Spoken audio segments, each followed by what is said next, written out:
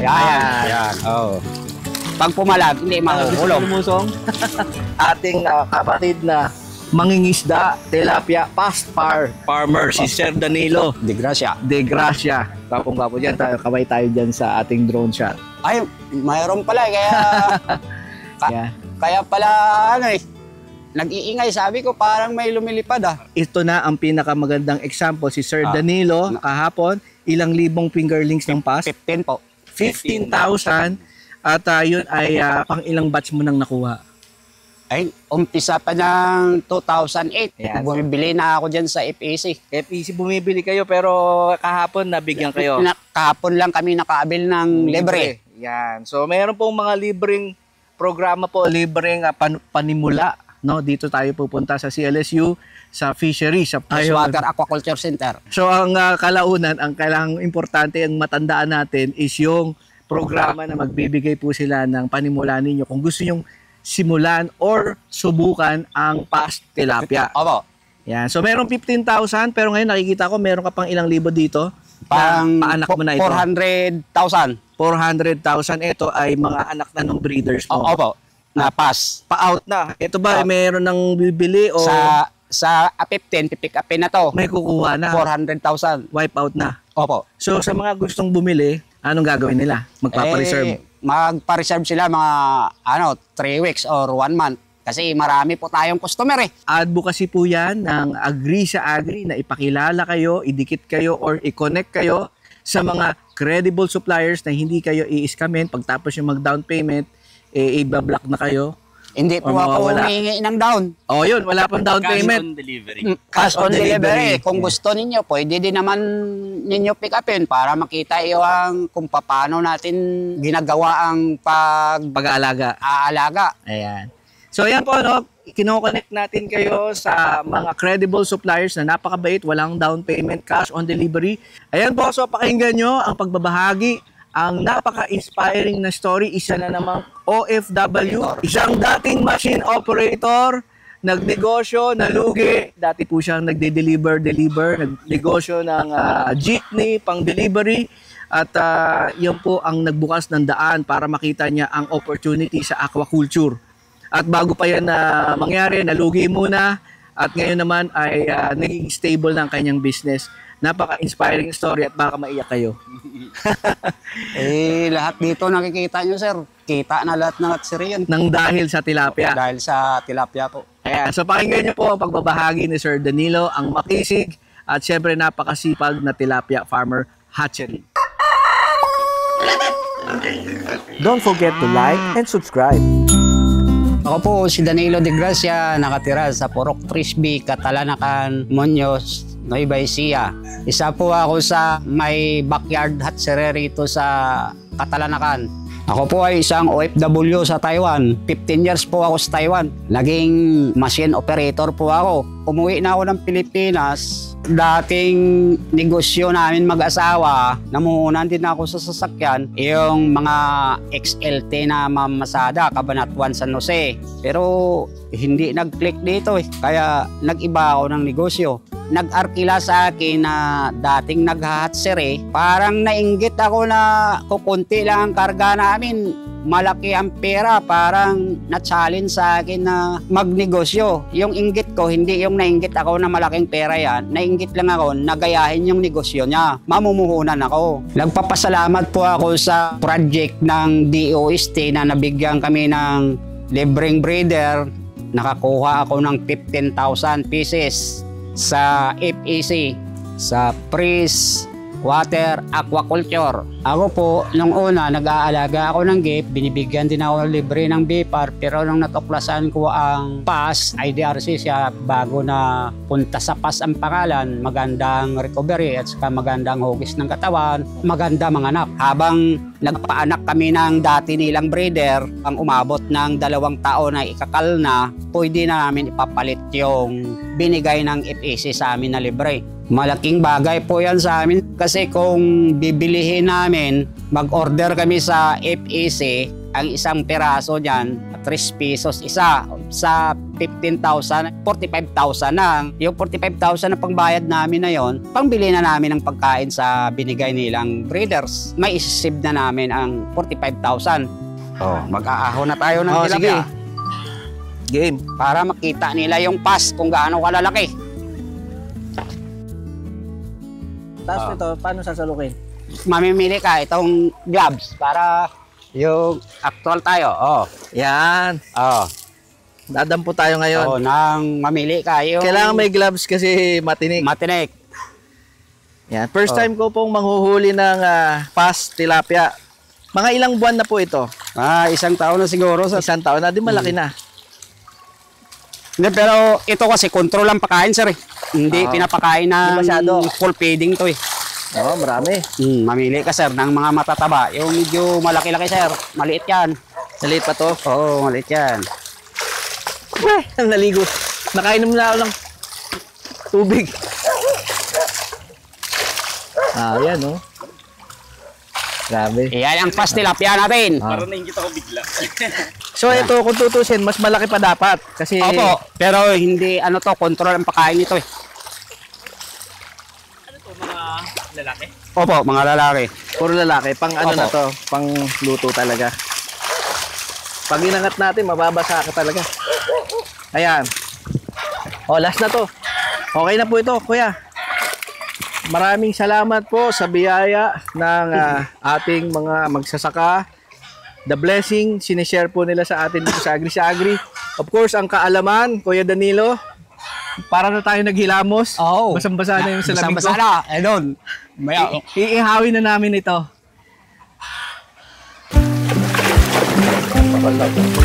Napakalaki pala nito talaga. Grabe ito. Ang pass po ay magandang breeder, marami pag nanganak at saka mabilis lumaki. Ang pass na tilapia, pag grow siya ng mga farmers, kumikita sila ng malaki at saka magandang quality ang pass tilapia. Nagustuhan nila yung pass kasi malapad ang katawan, maliit ang ulo. Kaya mabilis mo siya itinda sa palengke. Sa breeder, line 1, line 2 ang bibilihin mo. Ang babae ng line 1, ipasawa mo sa lalaki ng line 2. Tapos, babae ng line 2, ipasawa mo sa lalaki ng line 1. Iyon ang tamang pagbibreed. Kailangan, habang nagbibreed ka, i-condition mo siya muna ng 15 days bago mo paparisan ng lalaki.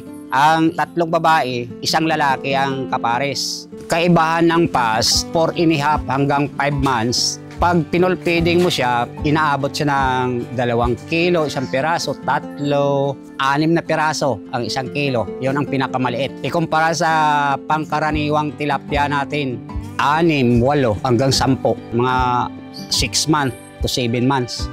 Pero yung pass, 3.5 months, pwede mo na siya ma-harvest. Kaso lang, medyo magaan sa timbang kasi bata pa siya. Kailangan umabot talaga siya ng 4 months to 4.5 hanggang 5 months. Iyon na talaga ang kasarapan na harvest. Maganda na ikita ng mga farmers doon. Yung fingerlings, umpisa sa pagsayot bago ilipat sa pinakahapa or kulambo, kailangan every hours papakain ka sa loob ng 1 araw 8 times. Pero kung halimbawa nagpapahabol ka na may deliver ng maaga, mga 15 days lang, kailangan sa 1 araw 12 times ang pakain. 8 buwan po ang maturity. Ready na yung ari niya, mapula na, pwede mo na siya praktisin kahit 7 months. Dito po sa akin, kung papakainin lang din ng full feeding, sa 5 buwan inaabot mahigit 3/4 yung isa. Mga 1 year, mahigit 1 kilo, 1 piraso. Kaso lang, mahihirapan ka na magbenta. Kasi ang gusto lang ng mga bumibili yung pangmasa. Gusto nga lang nila yung mga 5, 6. Ayan oh. So nakapagpalit na tayo ng damit dahil kanina nabasa at nakainom na rin ako ng tubig doon sa kanilang palaisdaan. Sa sobrang tuwa, nakangiti ako habang nanguhuli. Panay ang tilamsik, sa bunganga ko dumiretso. At para tayo naghilamos na, ay nagbalit na tayo ng damit. Nabanggit po ni Kuya Dan, tilapia na ito na pass is mas maliit ang ulo at mas malapad ang katawan. So, dahil tilapia is tilapia, hindi pa rin tayo makukonvince hanggat di natin natitikman. Yan. So titikman natin ngayon. Ito po ay mga lalaki. na breeder na sacrifice. Dahil mas marami naman ng lalaki, nakahiwalay talaga. Very generous na ipatikim sa atin ni Kuya Dan. So, syempre, maraming kanin. Pinoy na Pinoy. Ano to? Oh. Kukunin ko na yung pinakamalaki. Yes. Malaki rin to actually. Ayan, no? Hindi naman maubos yan. Pwede na i-uwi. Oo nga. Ayan, ready na. Ready to fight. Unang tikim. Ayan. Ang lasa, sir. Lasang pass. Mabilis. Minanamnam ko pa ang una ko nalasahan. Yung walang lasang... Walang lasang pids. Walang lasang... Hindi lasang putik. Tsaka walang lasang pids. No? Hindi lasang putik.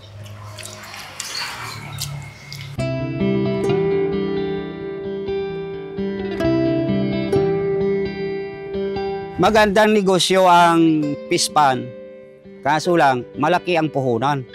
Medyo mahirap din kasi dumaan din ako sa maraming proseso, dadaan na hinte, tapos may kasosyo. May binibigay din naman pera pero hindi sapat, hindi pa sapat sa pagkain ng isda.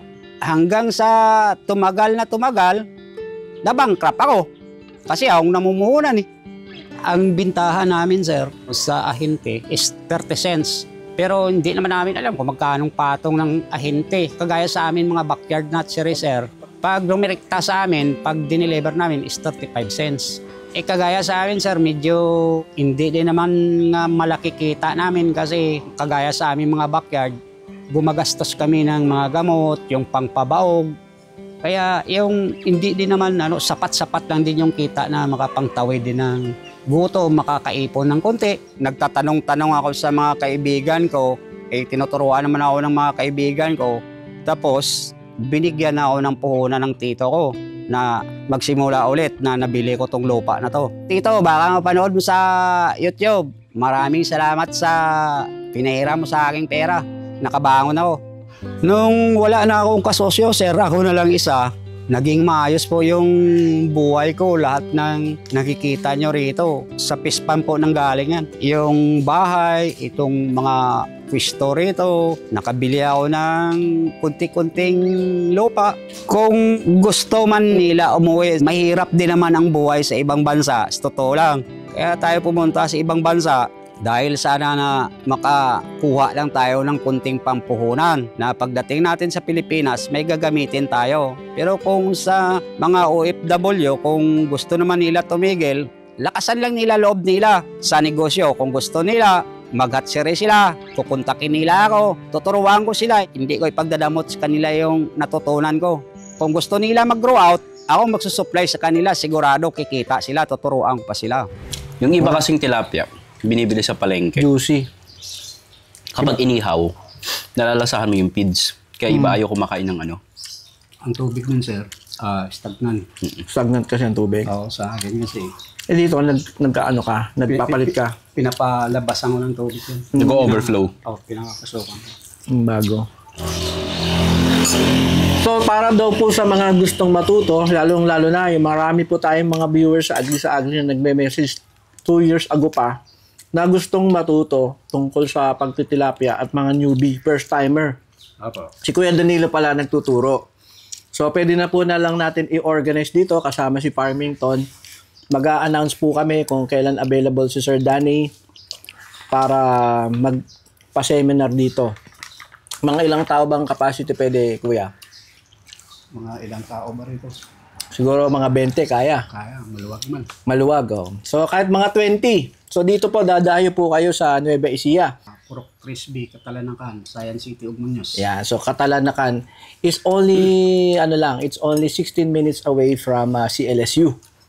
At meron na tayong mentor na magtuturo at syempre guest pa natin ang mga founders at mga kilala pagdating sa tilapia, si Sir Carl ng fisheries, ng freshwater Aquaculture Center. Aquaculture Center. Ng CLSU. Yan, ng CLSU. So, pag nagpa-training tayo, hindi lang si Sir Danny makikita nyo. At pipilitin nating mapadaan dito at makapag-opening remarks at mag-share ng kaalaman sa inyo ang mga talagang veterano, kilala na sa Hindi lang sa pagtitilapia, kundi sa aquaculture. Sa mga new lang yan, sir. Pero sa mga veterano na mga fish spanner, hindi mo na yan sila kailangan turuan, mga magagaling na. Siyempre, po. Para sa mga newbie po, ano? Ngayon, kung magre-request kayo ng advance, pwede rin naman nating organize. Lalo Separate na po, training. no? Separate po ang seminar tungkol sa grow out. Separate po ang seminar natin para sa hatchery. Kuya Dan, anong advantage ng ang negosyo mo nasa bakuran mo lang? Maganda. Pag gising mo, alas 4, makikita mo na, iikutin mo.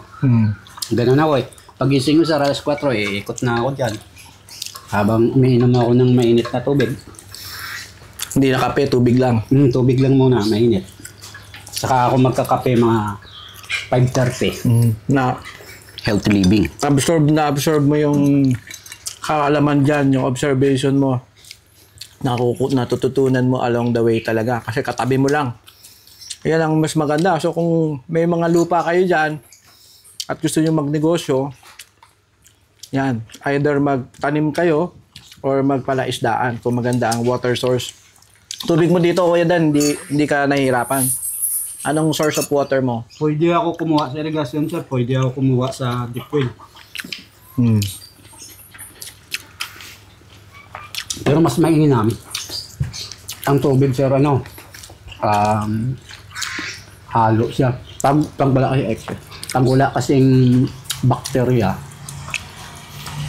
parang mahina yung Masyadong malinis yung tubig. mahina yung tilapia. Nagiging mahinang klase.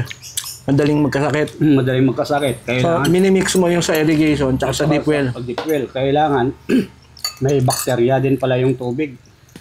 Huwag lang mahaluan ng pinag-ugasan ng mga Chemicals. lalagyanan ng chemical. Ay, hindi din naman siguro, sir, kasi malalim din yung tubig kahit hugasan naman nila siguro ng chemical. Hindi din siguro, kasi Hindi hindi makaka-apekto. siguro makaka-apekto. Minsan sa irrigation kasi doon na nagkakanaw eh. Nagbabalnaw. Pero hindi din kasi napipilter din naman ng mga damo yan, sir. At saka ang kainaman lang, sir, pagkatabi mo yung hatchery mo, mamonitor mo araw-araw, makikita mo kung anong error. Tsaka walang pagod. Wala ka ng biyahe. Diyan lang. Sisilip ka lang. Pag napabalikwas ka bigla, may naalala kang nalimutan mo. Ayun, Katabi mo lang. katabi mo lang. Very ideal po, no? Masarap na retirement na semi-retired setting. Pero ako, sir, masaya na ako na natuto ako magganito. Saka parang pag kumita ako ng malaki, sir, hindi ako, mas lalo ako lumalakas eh. Siyempre naman. Oh. Eh kagaya yan, ma-deliver ko lang yan, 400,000. 400,000. Magkano na yun, sir? Eh, pasang ahinti lang yan is, ang titirahan yan, 120. Ang malinis sa'yo niyan, 120. hindi na masama, sir. Sana all. Marami kasi yung farm now, ask later. Ibig sabihin pumapasok sa farming na yung iba may pera, marami silang pera, tapos pumapasok sila sa farming nang walang alam. Pero ngayon, nag-training Later ka. na lang, oo. Oo, nag-training ka. Ano yung kahalagahan nung nag-training ka? Halos lahat ng Kumpara doon sa hindi ka pa nagte-training. lahat ng mga diskarte at saka kung paano alagaan ng tilapia. Nung wala akong alam ko, ano lang sasabihin ng mga kasama ko,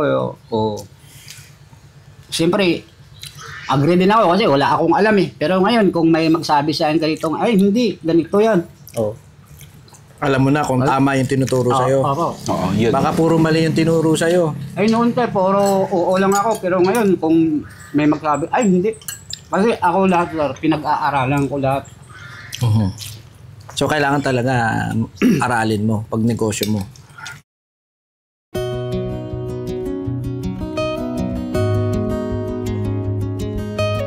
So, busog, namumutok. Dahil namumutok din. Malaki ang katawan, maliit ang ulo. Ayun, ang PAS tilapia ng FEC.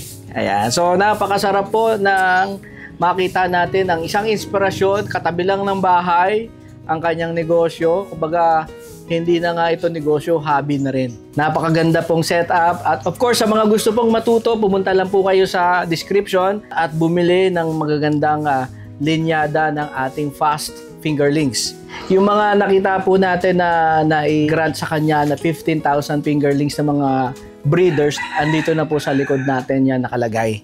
Yung ganitong tank. So para sa mga gusto rin matuto, abangan nyo po ang ating announcement sa gusto matuto ng Tilapia 101. So baga magse-seminar po kayo, meron tayong mentor sa theory, si Farmington, si Sir Clarence ng Farmington, at at the same time naman sa ating hands-on training, si Kuya Danny, talagang very hands-on. Dito rin po kayo mismo mag-seminar, eksakto makikita nyo sa kanyang tabing bahay. Nandito na ang hatchery, nandyan din ang grow out. So dito na kayo mag-training. Matitikman nyo rin, makakapag-ihaw kayo na rin ang maghuli ng inyong uulamin na tanghalian kung gusto nyo ma-experience.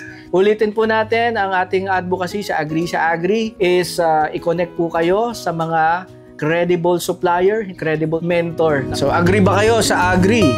So, agree sa Agri. Don't forget to like and subscribe.